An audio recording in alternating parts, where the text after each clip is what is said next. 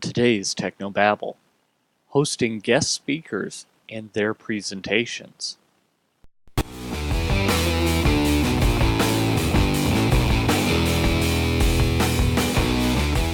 This is Tech No Babble, your weekly source for church video and graphics news, perspectives, tips, and tricks.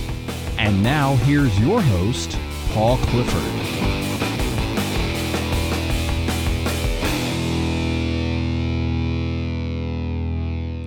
Hi, and welcome again to another episode of Technobabble. My name is Paul Allen Clifford, and I'm your host, and I'd love for you to join the conversation. So head on over to trinitydigitalmedia.com/contact. You can leave a comment, question, snide remark, whatever you want there. If you're more of an email person, no problem, I've got you covered. Paul at trinitydigitalmedia.com. You like to use the phone? 1-877-POD-ECHO, 1-877-763-3246. Or let's say you really prefer Twitter. No problem. Paul at Trinity Digital. Oh, sorry, that's my email address. Paul Allen Cliff, PaulAlanclif. Remember, that's the shortest possible way to spell those three names so that we save on characters, because if I did my whole name, Paul Allen Clifford, that would be not 12 characters, but 16, and 16 out of 140 doesn't leave you nearly as much as it could. So that's why I went with the shortened form. So before we get started, I do want to say something, and that is I want to thank people like you who are making this show possible by heading over to patreon.com/Paul Allen Cliff, patreon.com/PaulAlanclif. Thank you so much for your support. It really, really matters. Okay, so I've got a confession to make. It's another pre-recorded show. I know. If you like watching live, you like watching live. But here's the deal. Today is my church's conference that we put on called The Uprising. TheUprising.org, if you're curious what that's about. In fact, Bill Hybels is speaking. Let me see here. I've got my badge.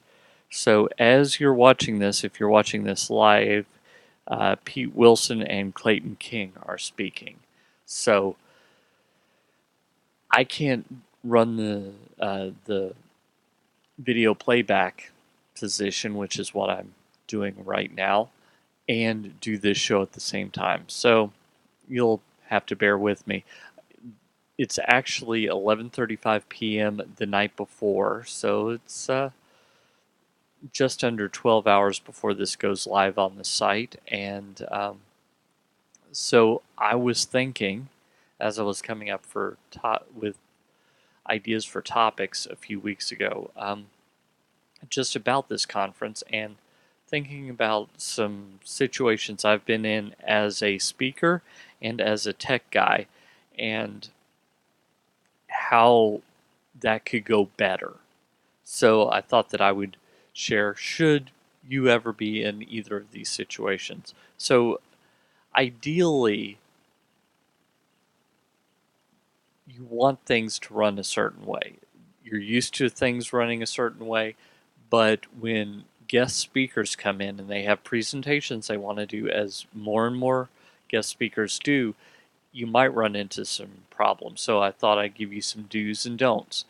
Number one, don't restrict the computer or the computer type.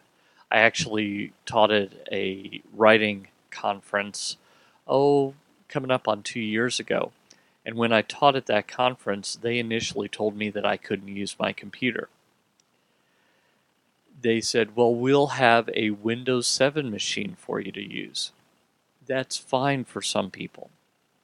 But I'm a Mac guy. I was planning on using Keynote. There is no equivalent to Keynote on in Windows. There are some other good pieces of software, but they're not Keynote, which is what I was planning on using. So that gave me some pause. I was also thinking about using ProPresenter, which I admit is church presentation software, but I know a little bit about it.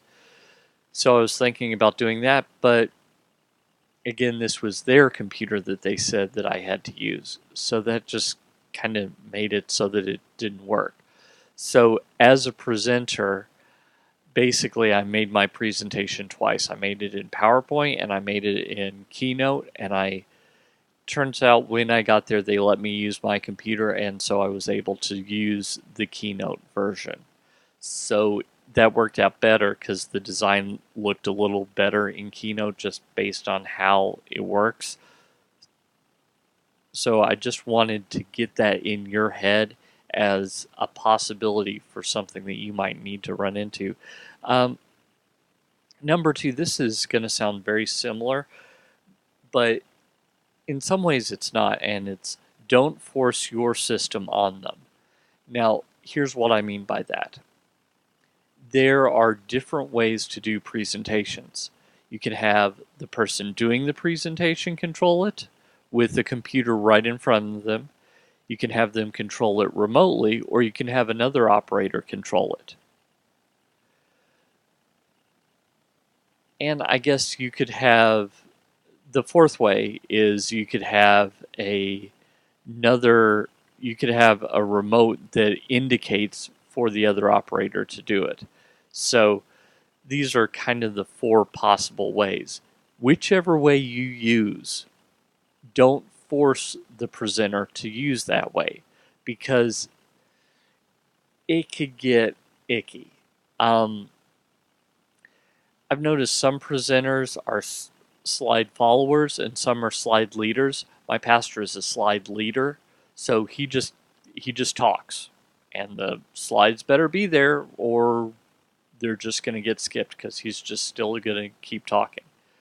One of our elders, who's an optician, uh, actually, I guess he's an optometrist. I really don't understand the difference between those, but that's another story.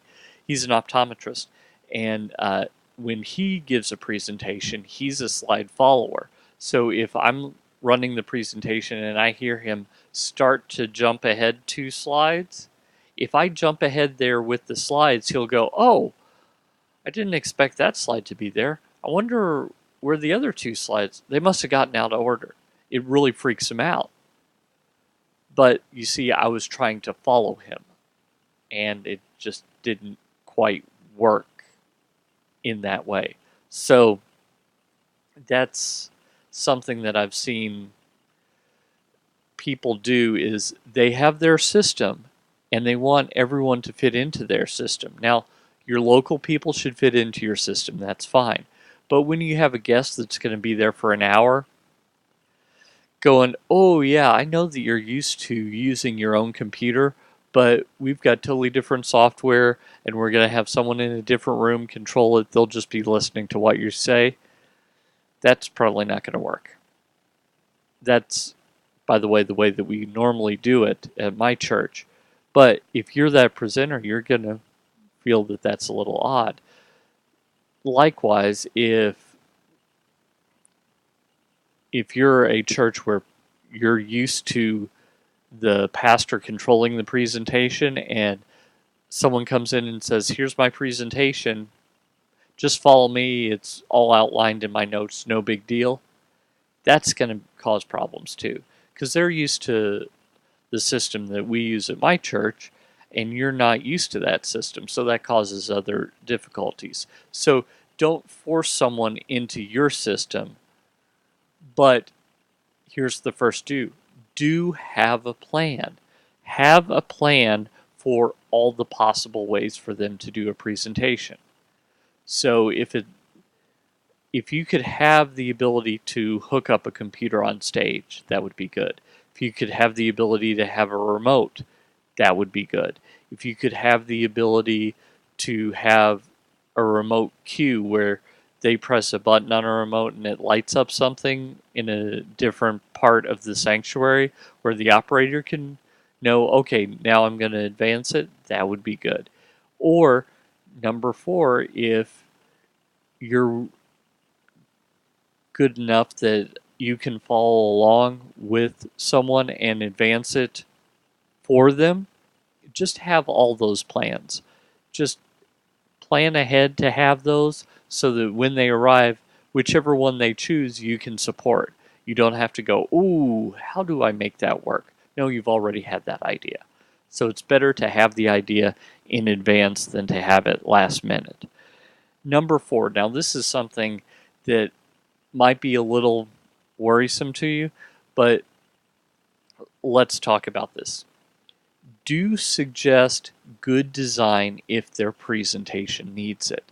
Now, this takes a lot of subtlety, it takes a lot of diplomacy, but if they're giving what they think is a very creative presentation that looks like it was made in PowerPoint 95 or 97,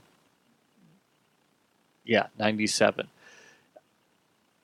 with word art and stuff, maybe you can help them with their presentation. Maybe you can help them make it better. And if your people are used to really high quality presentations, maybe they would appreciate some help in making their presentation more high quality that they could take with them. So, if you have the flexibility, if you have the ability, if you can do that, I don't see anything wrong with saying, hey, would you be willing, if I were to do some work on this presentation and take it up a notch or two, keep the content the same, just there are a few graphical elements that I can work on.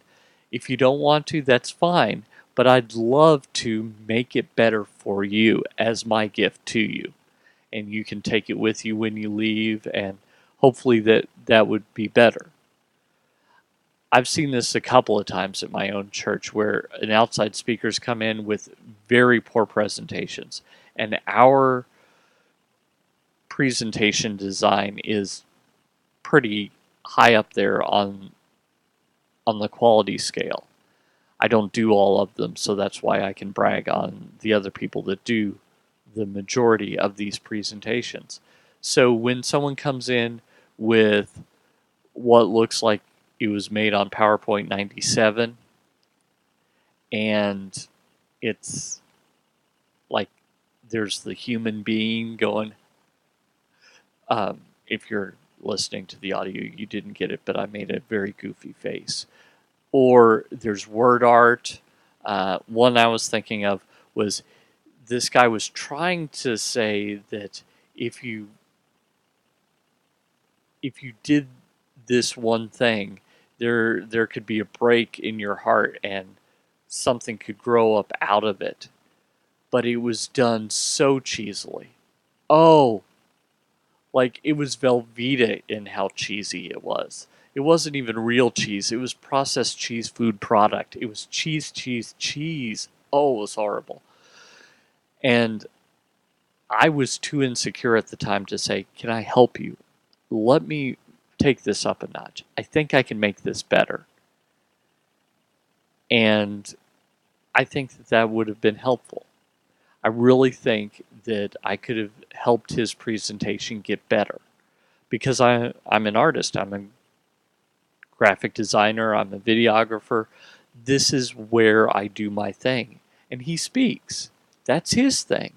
That's why we have different gifts to help each other. Um, and the last thing that I want to encourage you to be is do be accommodating. Do everything you can to make it as easy as possible on guest speakers. Now, that's similar to some of the previous points, but I just want to reiterate how important it is to be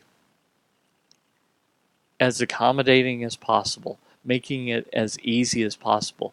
They're just visiting, they're guests in your house. Well, it's actually God's house, but they're guests. And if you can make it easier on them, all the better. So I really hope that you'll take these ideas to heart as you're bringing in other people from other churches, guests, visitors, people that are new to your particular congregation, and you'll use their expertise to help your church go out and change eternity. Until next time, I'm Paul Allen Clifford with TrinityDigitalMedia.com.